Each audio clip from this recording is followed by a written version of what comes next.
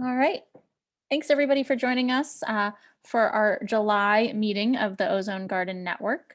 I'm excited. We have a special guest with us today. We have Amir Sori. Is that how you say your last name, Amir? Yes, that's right. Okay, good. I always like to double check. Joining us, he's part of the Tempo Science team. For most of you that know, Tempo is what funds my participation in this garden, and it is an upcoming air quality mission that supports a number of our efforts in this ozone garden. And he's going to share with us some of the science that we'll be able to learn through Tempo. I'll let him kind of dive into that, but following Amir's presentation, we'll be doing some share fairs. So if you have any images of gardens that you're growing, images of leaves you want the team to look at and provide feedback on, we'll be doing that in the second half of today's meeting. So that's kind of what we have going on. And I'm going to pass it to you, Amir. Thank you very much. Okay, thanks for having me. I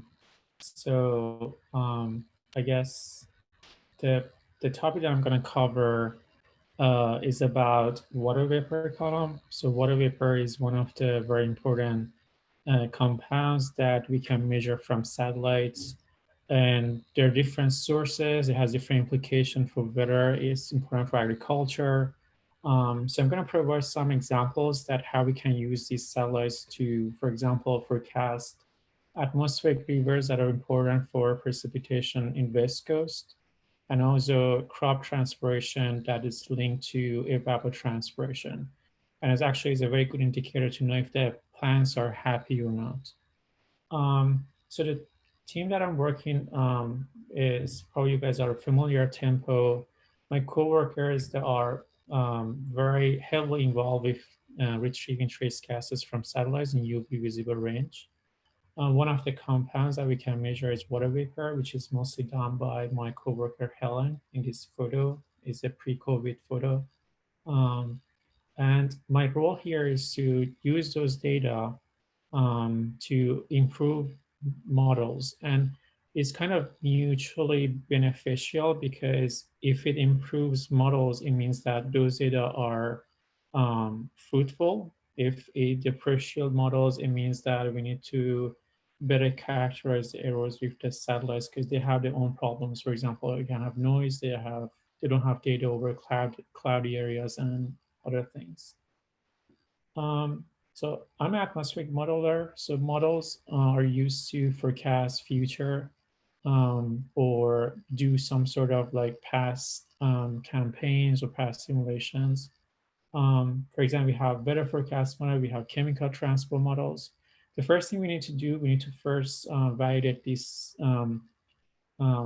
model outputs against observation to make sure they're reasonable. And most of the time we see discrepancies, and it's not necessarily bad. It means that there's probably a knowledge gap or there's something that we need to dig into. It can be there can be a lot of problems, reasons behind those discrepancies. But if I want to group them in four main elements, one of them is because we are for example, doing a simulation in very coarse resolution. For example, if you want to and get the convection or thunderstorms right, you can, for example, have a 200 by 200 kilometer square kilometer, because you will not be able to resolve some of these very subtle, strong, for example, convection activities. Um, we have the physics or chemistry models that we are using. They are parameterized, so they're not exactly representing the real physics. And we need to have the background initial condition right. Another thing is that there's a very famous scientist called Lorentz. He's famous for butterfly effect. He says even if you know the exact physics and know the initial and background values, you will never able to predict future, because when you solve those governing equation, we do it numerically because that leads to a numerical diffusion, and that very small error will grow over time. So you definitely need to guide the model with observation. So what we can do, we can provide a data that is relevant to that, the model error, the parameters that we are dealing with, and ask the model to adjust it according to observation. But we need to understand that, okay, the model is not entirely wrong, and also observation are not entirely correct. So the how much we nudge the model depends on the answer is between these two and depends on how the errors of the model versus observation. So we mostly focus, on water vapor. Water vapor is very important variable in weather forecast models, and it's important because it has both mass and it has energy. For example, if you change CO2 emission in the model, for example, geoscan, you get, okay, the mass would change, but the instantaneous impact on weather is very minimal. You need to give it time. You may give it 20 years or 100 years to see impact on, for example, heat waves or temperature and other things. But in terms of water vapor, the energy that it releases through condensation is so large that you see when you change water vapor in a model, you see, for example, a sudden movement, you see kinetic energy, you see energy because it has so much energy when you add it to the model. And that's what the latent heat is significant, and that's why it's easier to faster to cook vegetable with steam rather than boiling water, right? Because you get more energy from steam. Just to give you an example, this is a incident that I personally witnessed when I was doing my PhD in Houston in 2017. So I remember in August 2017, there was some sort of westerly wind here that was coming through the Gulf of Mexico. I remember that time the national weather forecast didn't project any significant hurricane at that time. So it was very kind of poorly structured storm that was coming through. And once it hit Gulf of Mexico in this area 3 days prior to the incident, because Gulf of Mexico was extremely hot and wind shear was very low, so it was very stagnant. Suddenly, that very poorly structured storm became hurricane category number 5, and then it hit somewhere close to Corpus Christi. Which is, and probably you guys familiar with it, Hurricane Harvey is the name, which was very significant. But one thing that was very bizarre about this storm was that it stayed for almost a day over one specific point, which is crazy, and that it acted like a storm generator, dumping all the water over Houston that led to significant flooding issue. This is just a simulation from a model that I ran 2 years ago. This is water vapor over surface, and this is at cooling line radiation, showing the clouds, the level of convection. So see, for example, at 20 hours after the landfall, you see that there's a huge rain band over Houston area, and you see the water vapor is converging over Houston. So water vapor is not bringing a lot of mass that becomes precipitation in the end. It also fuels the storm by providing latent heat. So that's why it's very important to know the level of the concentration, whatever, right in the models to have right mass and right energy. And that led to astronomical precipitation level. It was around 400, 500 millimeter, just happened over one night. And this is a picture of me one day after that incident, which was insane. So yeah, so I'm going to give you two examples of how we can use water vapor data to have a better forecast of these incidents. For example, one of the events that we probably you guys heard of is atmospheric rivers, which is not necessarily dangerous because it brings water to West Coast, but it's important to forecast that because it can have a sudden instantaneous change in the precipitation. So one of the incident was in 2006. They call it Pineapple Express. Usually there is a high pressure system in this area that blocks any water vapor that coming through the West Coast, but that high pressure system moved to south, and that's why you get, it open a window for that water vapor from tropics to come through the places like California and Seattle. So the water vapor column you see is from the microwave satellite that provides a very accurate data. When we run a model, for example, we run a WRF model here, we forecasted 6 days prior to the incident. And you see that when we do that, it doesn't match the observation. It has like kind of two corridors, the magnitudes are off. So we couldn't get the exact precipitation because um, the distribution of water vapor was wrong. So one of the data that we used was our SAO water vapor column, and that is measured by my coworker Helen. So what she does, when you look at the UV visible range from satellites, you see some lines absorption that are caused by different compounds. For example, water vapor, NO2, ozone, glycol, and different compounds. If from a spectroscopy we know the shape of those lines, we can we can know how many number of molecules you need to reproduce those line shapes. And that's how we can get water vapor from those UV visible range. It has relatively good accuracy if there's no cloudiness, and this is the distribution of water vapor from OMI. You can see the water vapor, high concentration of water vapor confined in tropics because there's more evaporation in those areas. So yeah, I use that data. I'm not going to go to math, but when it comes to improving models, we use data assimilation and inversion.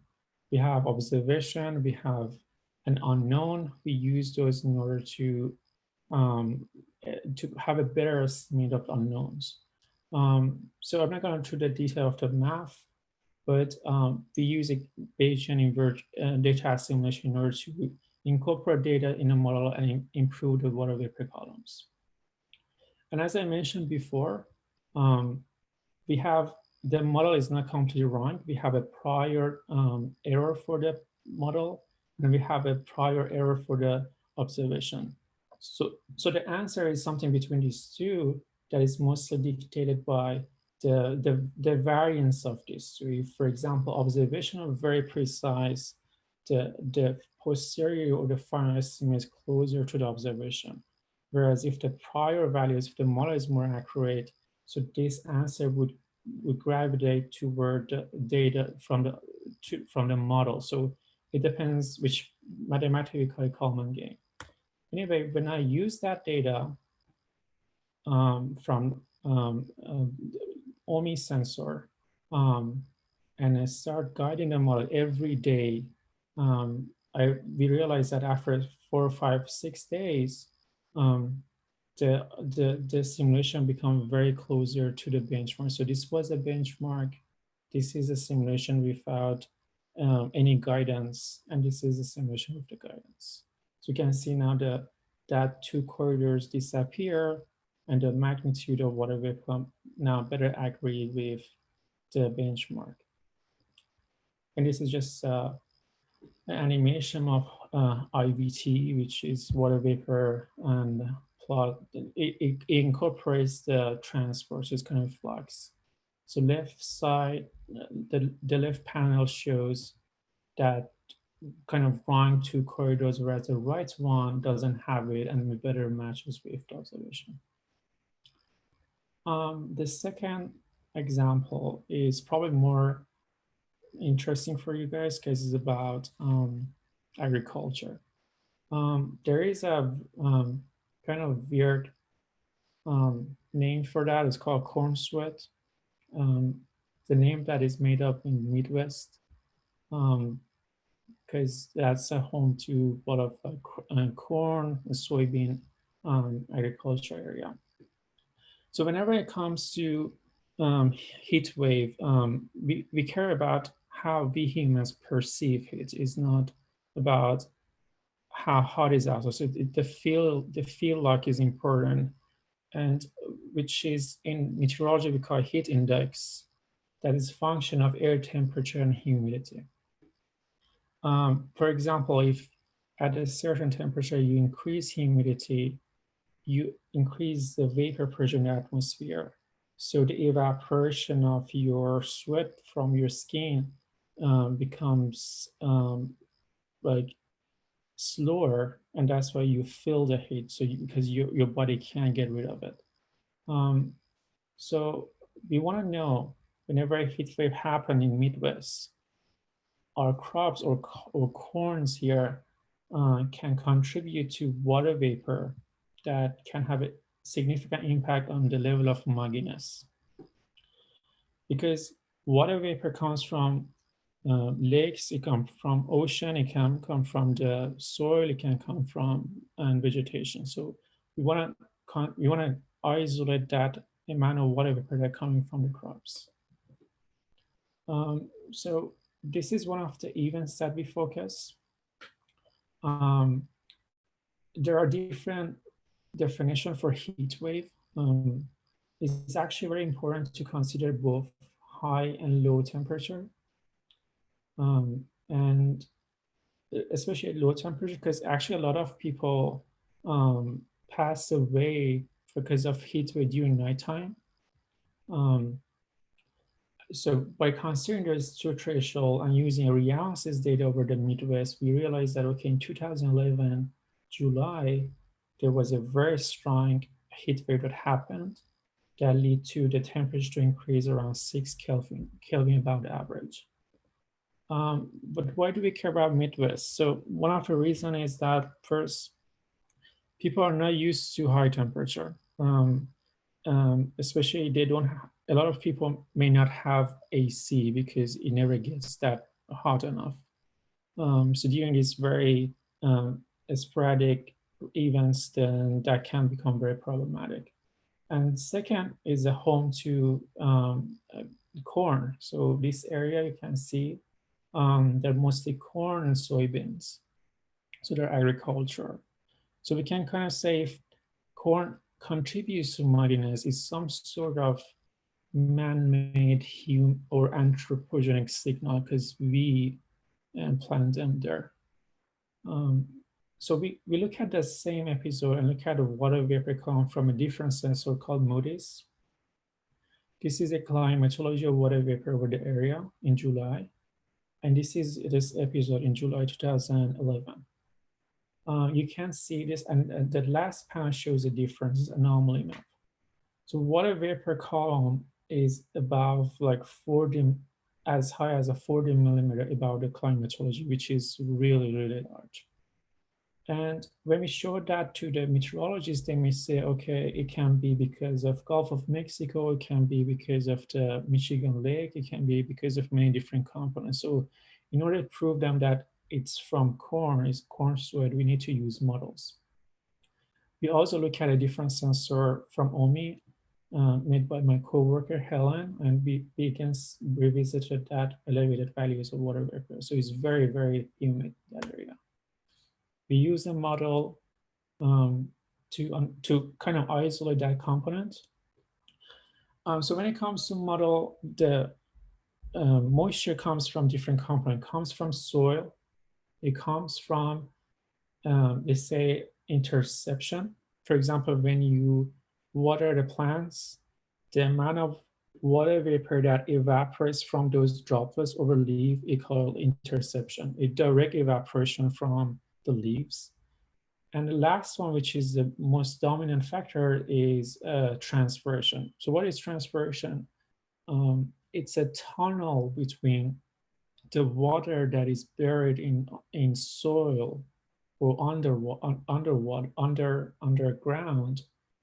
and the atmosphere.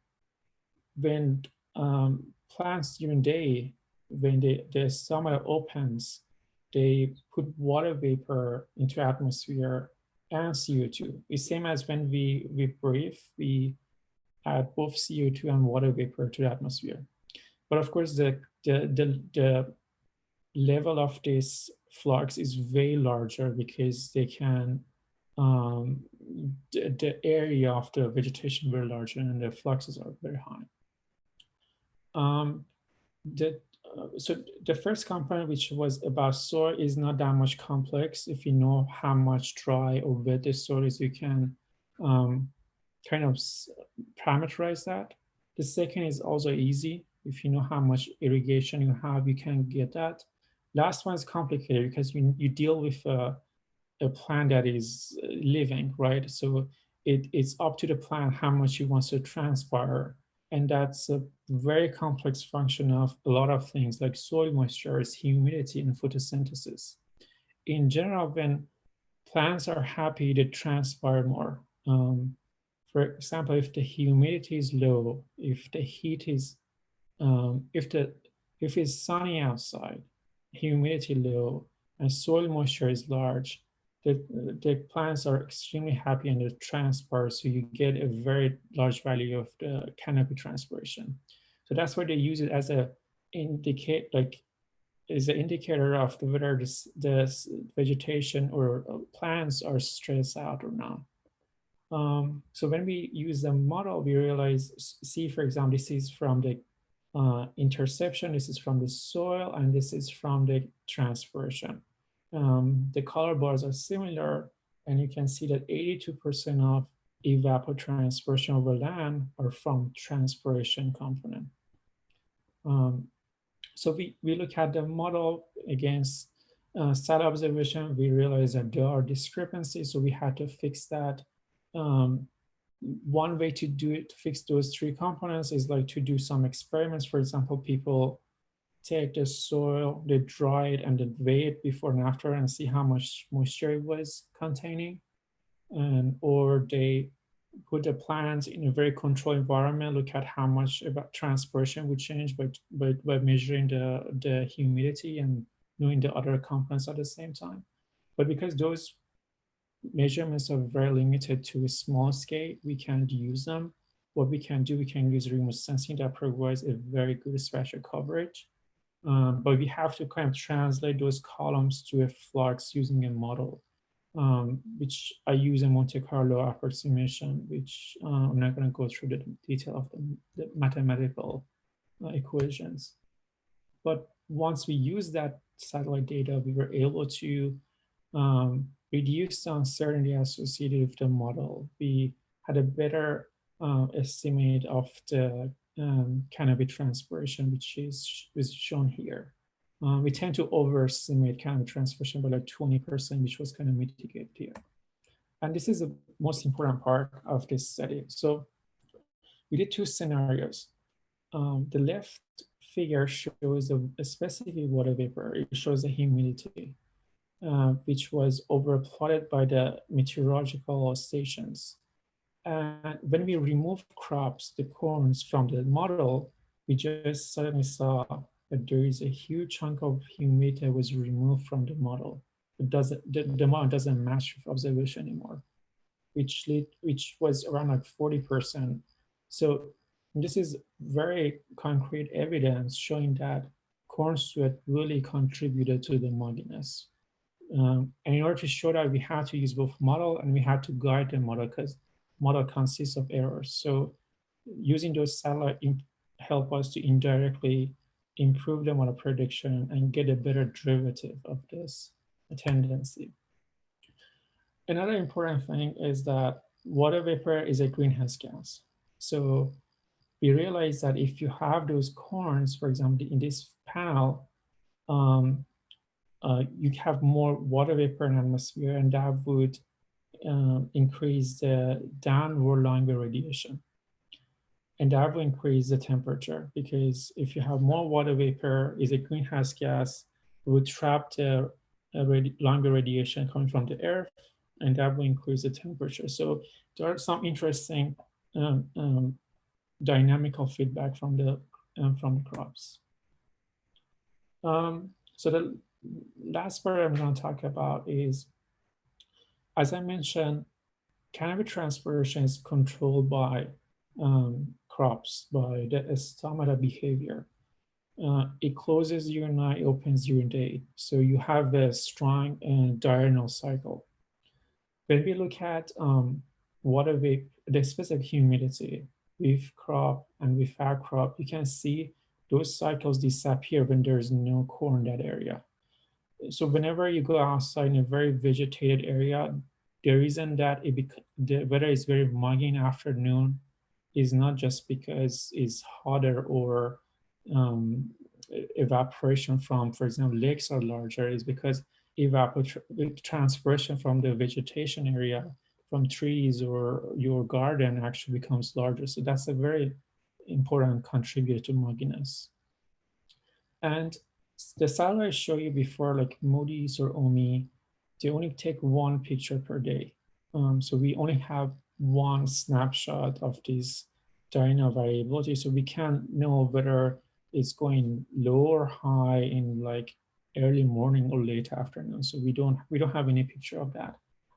But once we have tempo, we would be able to monitor water vapor column on an hourly basis. So then we can indirectly constrain the evapotranspiration from the crops. And with that, we know, okay, at this time of the day, the plants are stressed up because of this specific weather or at any condition. And this temporal resolution definitely can provide a lot of information for the models to better forecast these kind of hydrological processes. Just to wrap up, so we realized that OMI was very useful to predict the atmospheric river. The data was very fruitful. We also found the water vapor column were exceptionally high during a heat wave that happened in Midwest. And you realize that that mugginess mostly was caused by the crop transpiration, which it was corn, and that is showing a positive reinforcement because water vapor is important greenhouse gases. With that, I thank for your attention, and I'm happy to answer your question. Thanks, Amir. Danica, if you want to unmute yourself, you're welcome to ask your question. Sure. Hi, Amir. Thanks for the talk. I was curious, you're mentioning Tempo has hourly data and that you'll be able to see some of these trends. And I'm curious if you can actually, if there's a way that can separate transpiration from plants from total evapotranspiration so that you actually can better understand how the physiology of the plant is controlling the water vapor fluxes.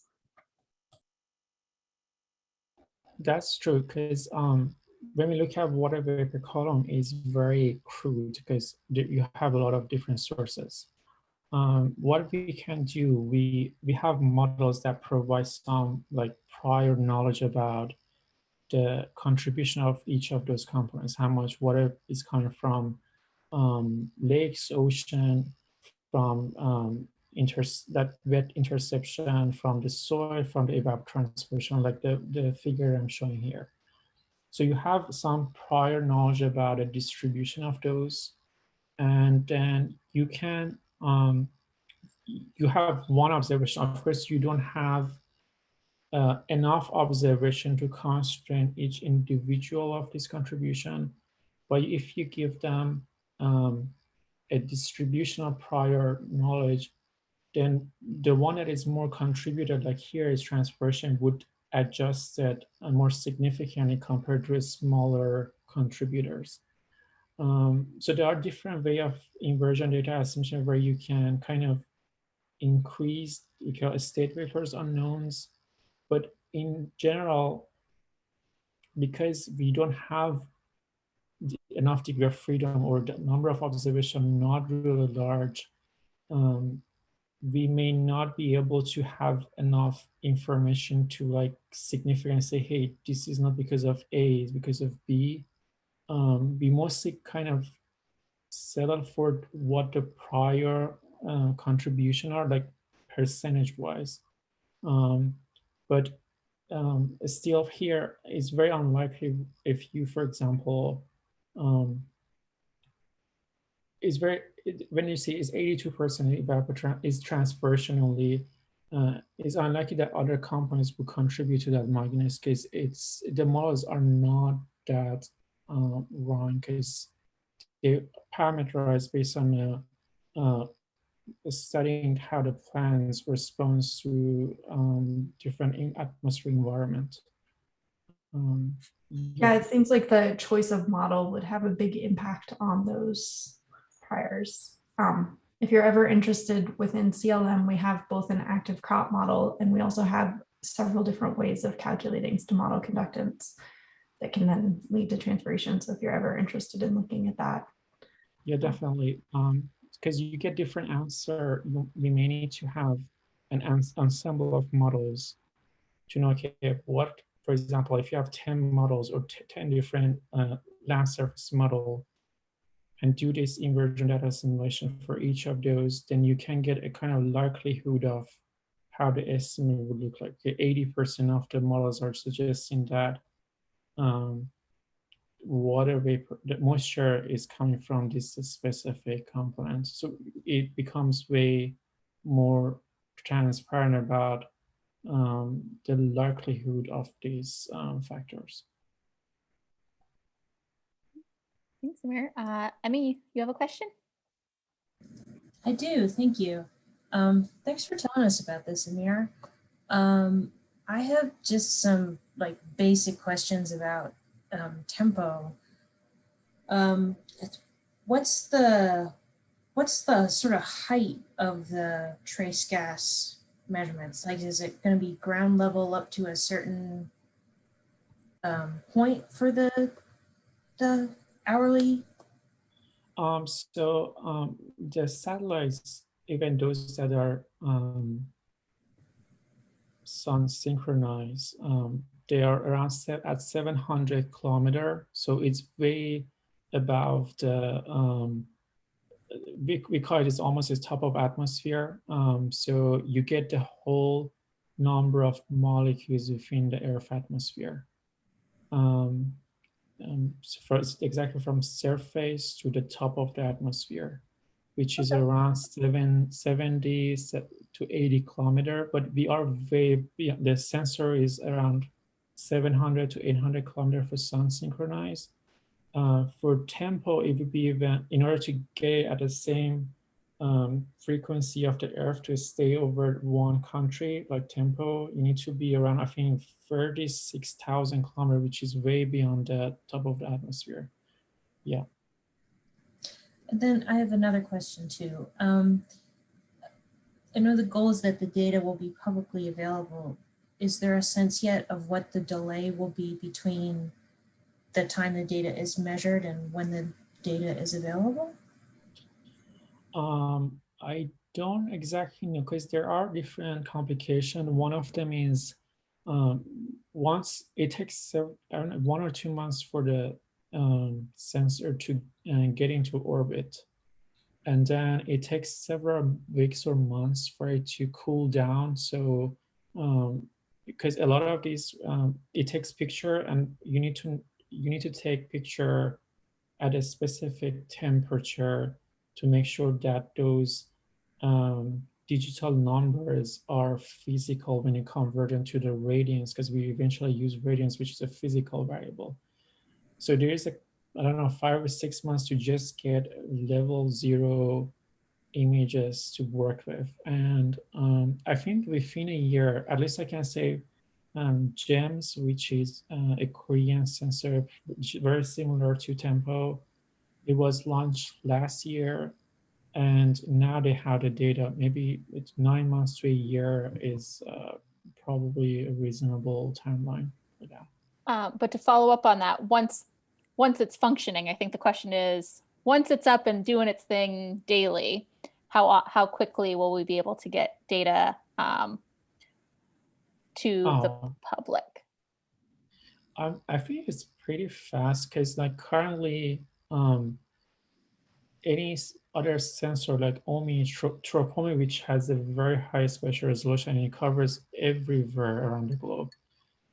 Within a 1-day latency, you can get the data. They have a lot of downlink sites where they can quickly send a radiance so people can. And I don't know about Tempo, it's probably be on a cloud. So NASA is thinking about like cloud computations to be very, very quick to get the data. And I'm going to follow up on that, Emmy. If depending on the type of data you're looking for, the level of data, if you're looking at for beautiful maps, that might take a little longer, but it is actually the education team that's going to be working on some of that as well. So if you have thoughts, you have inputs, you have questions, myself and Mary Dussault would be very interested in talking to you more about that, because I imagine you have thoughts on uses. Yes, indeed. Thank you very much. Do we have other questions for Amir?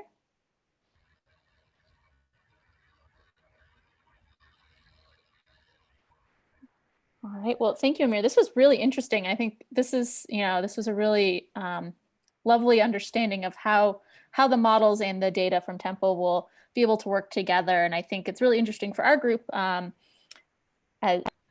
You may or may not know that our group is also collecting data in our gardens around ozone on these. And I think Danica will be the best to speak to that. But everybody, almost all of our sites are collecting ozone injury observations, and we're actually going to share a few images here. And we are collecting that data on a UCAR site so that in the future, when we get a little more funding, we can do even more work with that data and compare it to Tempo data. So that's one of the really exciting things, is being really doing similar types of thinking about how this data, both from Tempo and the ground, will be able to work together. So it was really interesting to hear your description of how that can all work. Thank you. You're welcome to stay. We're going to look at some images, but no need. If you've got other meetings to get to, we're going to look at some garden sites. Thank you again, Amir. All right. So I think we've got a few images, and I'm going to share my screen. Let's see. We'll go to this one. So let's open that up. All right, we've got a newly established garden. Is looking fantastic. Does Nicholas or does anybody else from Arlington want to give us a little update? Yeah, so I guess it took a while for us to figure out what kind of garden we were trying to come up with, and we started with a ground garden, and the weeds were just taking over. So we planted this in May after getting approval from the county and from our organization to get the boxes in order, and they're coming along really nicely. We've had like a few things to navigate, like getting the garden started as far as like the dirt, the soil, all of that stuff. But I think we're doing well. And I know that Barbara sent in a couple of images to either you, Erica, or Danica about what was going on with the plants. But I think we're getting there. I'm happy with what's been started here. It looks fantastic. It looks like it's thriving. Did you happen to post any close-up images if I keep going? Or No, not yet? the only image that I have, we do have our own images, but we need to upload them to this, to this Google Drive. No worries. Have you started to notice anything that you think might be ozone injury? It's been a little bit difficult to tell, simply because I think one of the snap bean varieties had like a fungus that was eating some of the leaves. And as far as the air quality in the area, the air quality has been really good. So that is one of the funny things about growing ozone gardens, that you're like, we didn't get any poor air quality days. You always feel a little guilty asking for those because you don't want them, but that's how you get the results in the garden. So I'm glad you've all had nice air to breathe. All right, let's see what else we have in here. Oh, let's see. And we've got some container gardens, and it looks like it's from Michigan. Anybody here want to speak to that? Hi, yeah, that would be me. Hi, my name is Brian Riccozzi. I'm actually a undergrad at Central Michigan University, but I'm working with Dr. Allison Steiner on this ozone garden as part of my research experience for undergraduates, REU. So this is just one of the planters. Unfortunately, we did attempt to get the milkweed in, but the milkweed did not take it all. And so we're working with these planters. They've been growing pretty steadily, but similar, we've had some fungal damage. This area of Michigan has experienced quite a lot of heavy rainfall events the last couple of weeks. And while the planters do drain, we've had some issues with that moisture, and we've been attempting to fight against those fungal issues. However, we have noticed on the sensitive strains that there have been some ozone damage that is very clear, not from fungus, and I apologize. I don't have any photos. Dr. Steiner asked me quite literally this morning to be part of the meeting, so I apologize that I'm not more prepared. No. But we've seen so far it's been only about between 2 to 3 leaves on about 3 of the plants have experienced some ozone damage, but it's been minor so far for only about 1 to 20% of the leaf. However, as part of my REU, I am also making sure that I'm doing daily measurements of stem diameter, number of leaves, concentrations, local concentrations, and plant height as well. So I'm hoping to have something pretty good. On the other note, I do wish to say too that if I may, when I go back to Central Michigan University, I'm hoping to bring this up to Dr. Keeler up there in hopes of getting another garden established up there if I can. So. Absolutely. We would love to have that. And please, maybe you can have Allison send me your email so I can get you on our list as well. Because we're happy to add more people to the mailing list. And that's so great to hear this is going. Will you be doing a presentation of any sorts for your REU? I will at the end. Admittedly, the ozone garden is a secondary project to the main project, just in case the plants didn't take, they had something for me to do. I'm actually doing I'm doing a data analysis review of all EPA and CastNet sites in Michigan to analyze seasonal trends. In particular, I will be talking about the spring maximum over Michigan. Fantastic. Well, perhaps early fall, if you're interested and have some results you'd like to share, I'm sure our network would love to hear more about what you found with your data there. And we'd love to be a place for you to try out presenting some of that. Yeah, so some drainage issues. It's been, I don't know about everybody else, but it has been incredibly wet springs and summer here. I am currently in New Hampshire and it has rained for 2 weeks straight. Our lake is currently over a foot higher than it normally is. All right, let's see what else we have in here. And I'm thinking some of these might be Donica's, but I'm not sure. Yes, those are. I put several photos in there. One is our garden as a whole, but then a few close-ups of ozone damage that I started seeing on the plants at the NCAR garden just yesterday. I was up there, my very first office day since COVID. Finally got approved. Yeah, so you can sort of see, Erica, I don't know if you can tell where the ozone damage is. I can. I'm trying to see if I can point to it. There we go. Yeah, sort of down at the. I don't. Can you see my mouse? Yep, I can see your mouse. Yeah, right in there. So we're starting to see the some of the ozone damage. It's hard to photograph ozone damage. Some of it up here as well. Yep, there's some up there also. Yeah, so this is what it starts to look like on the coneflower leaves, just so that you're aware. It can be hard to see, but you know, it's, I guess, mid-July and we do have damage on our coneflowers here in Colorado, and we do have poor air quality. We have every single year that I've planted the garden since 2014 here, I've seen ozone damage on the plants. Colorado has not great air quality, but yeah, if you wanted to, I don't know how many of the photos. Yeah, there's another photo from my garden. Again, some more ozone damage. I think I put like 4 coneflower photos in here. So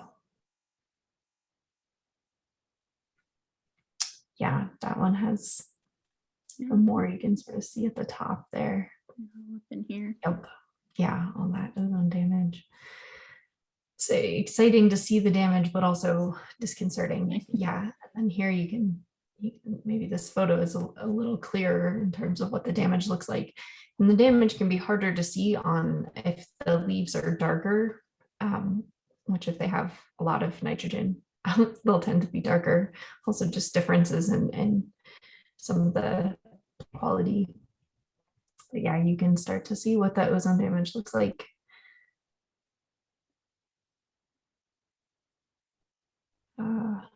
Yep. I think that might be the last of the close-up coneflower photos that I had. And then that's what our ozone garden looks like. You can see that the coneflowers and the milkweeds have taken over the garden at this point. Let's see. Oh, and we've got, who do we have here? Okay, this is a different garden.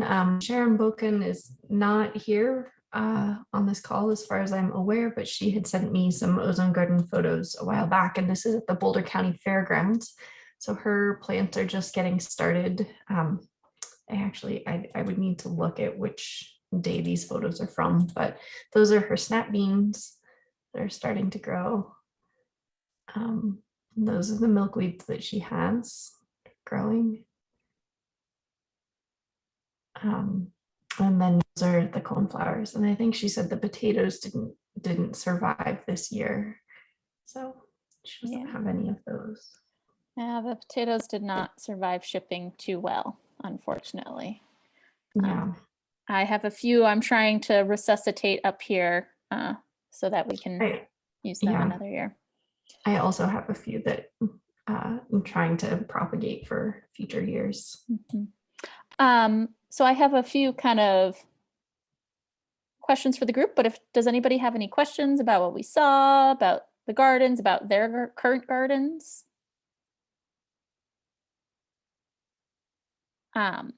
So couple things. Did everybody out there have success on their snap beans? I know there were some of the snap beans that there was one of the years we had been given that weren't as, they didn't propagate as quickly or as easily.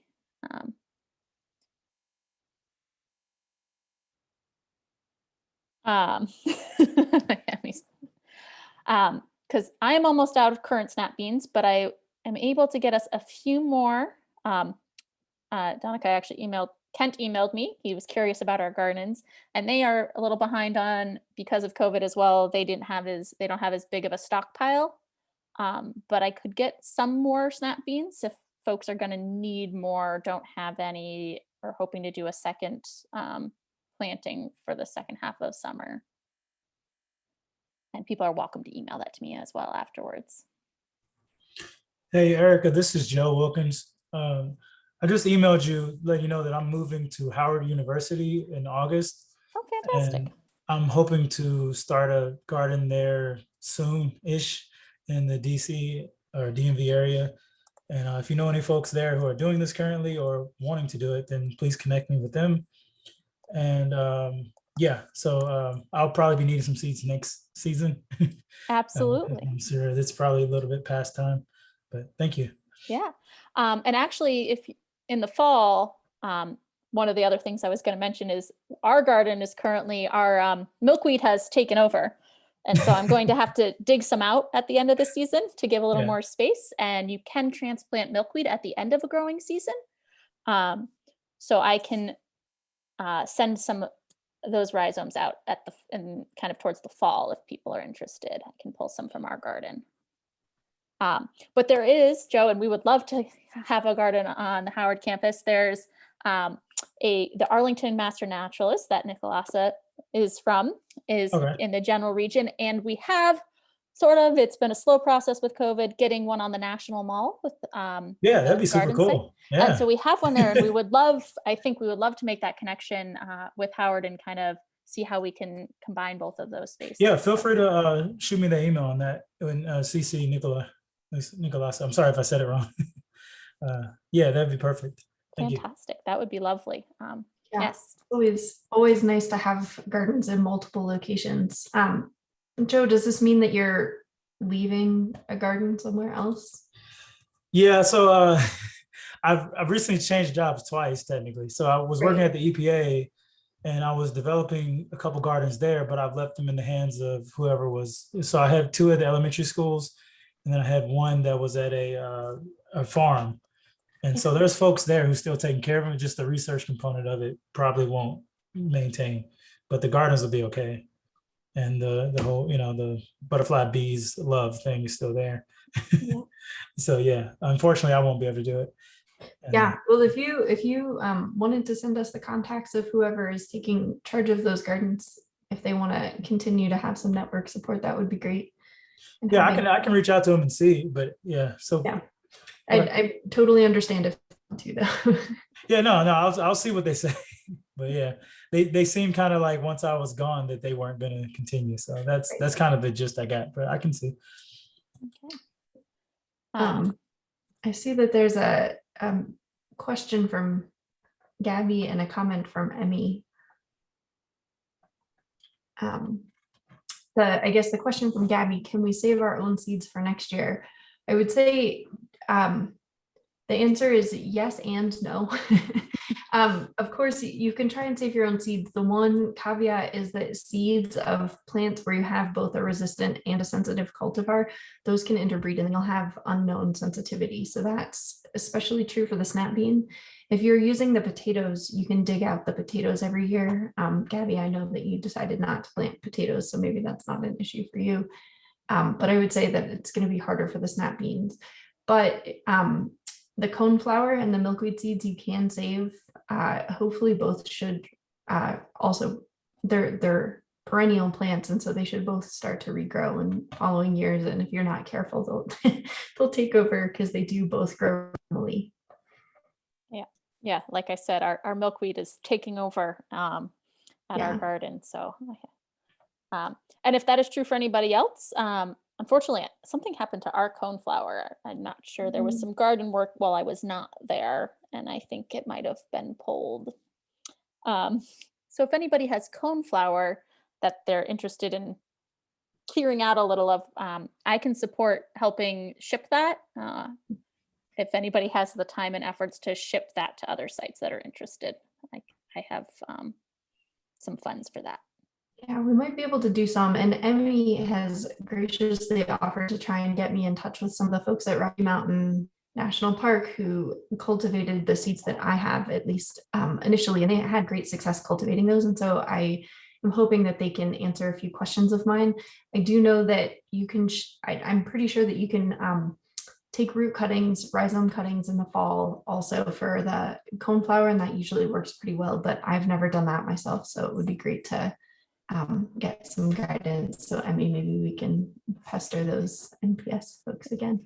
Yeah, and I would say in the past, our Virginia Living Museum friends have had some success sending out their coneflower. They just didn't have enough this year. I think they had maintained it and trimmed it back a little recently. Jennifer, do you have a question? Yes, so in Avon on the Lake at the library ozone garden, we really do need to have the cut leaf coneflower. I can't find it anywhere locally because that is the sensitive type, unless I have my labeling wrong. It is the cut leaf, is that correct? Yeah. Right, and we just can't find cut leaf locally. Yeah, it doesn't surprise me. It's not something that nurseries sell quite as frequently, that particular species. So that's Rudbeckia lacunata is the genus and species name. So, we can provide seeds. I know that some of the gardens had trouble germinating some of those seeds this year, but maybe we could also get some rhizome cuttings to different gardens this year as well. Mm-hmm. Yeah, so, and I know not on the call, we have some other gardens that have been established a little longer that might have a little more leeway to ship some coneflower as it starts to pop up. Our biggest issue is our coneflowers just started popping up, so it's harder to get everybody that is in the South ready when they'd like to be ready, because our garden is a little later than some of the other spaces. So I just got a photo from ours. Any other updates or questions?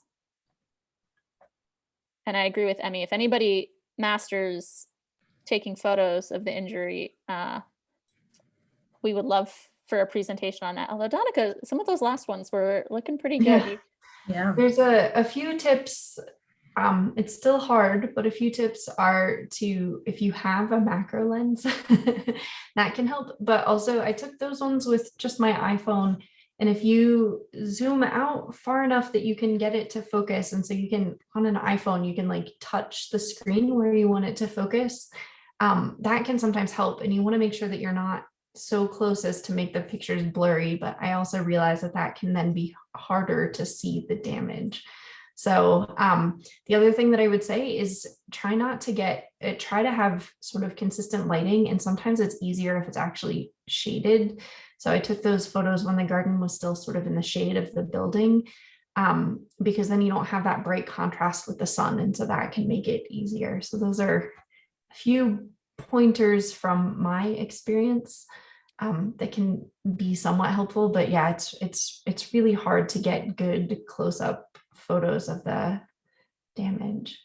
I've seen some other folks, and if anybody wants to try it, play around with bringing out pieces of paper of different colors for a solid background. That sometimes helps with the focusing as well. So if anybody wants to try that out and see if they have any more success with particular shades of construction paper as a solid background, we'd love to see that as well.